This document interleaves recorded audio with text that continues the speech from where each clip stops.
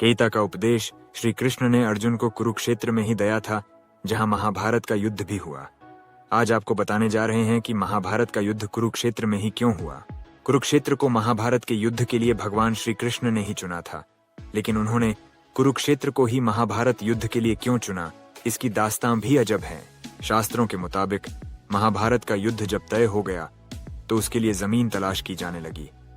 श्री कृष्ण जी बढ़ी हुई असुरता से ग्रसित व्यक्तियों को उस युद्ध के द्वारा नष्ट कराना चाहते थे। भगवान कृष्ण को डर था कि भाई भाइयों के, गुरु शिष्यों के, संबंधी कुटुंबियों के इस युद्ध में एक दूसरे को मरते देखकर कहीं ये संधि न कर बैठें। इसलिए ऐसी भूमि युद्ध के लिए चुनने का फैसला लिया गया जहां क्रोध और द्वेष के संस्कार पर्याप्त मात्रा में हों। श्री कृष्ण ने कई दूत अनेकों दिशाओं में भेजे और उन्हें वहां की घटनाओं का जायजा लेने को कहा।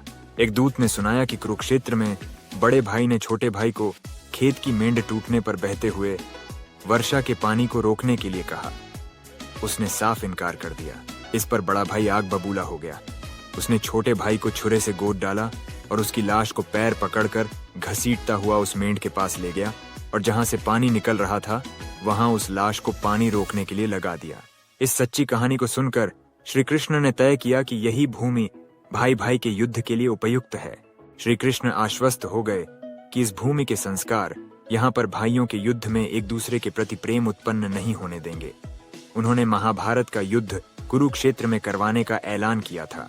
महाभारत की यह कथा साबित करती है कि शुभ और अशुभ विचारों एवं कर्मों के संस्कार भूमि में देर तक समाये रहते हैं।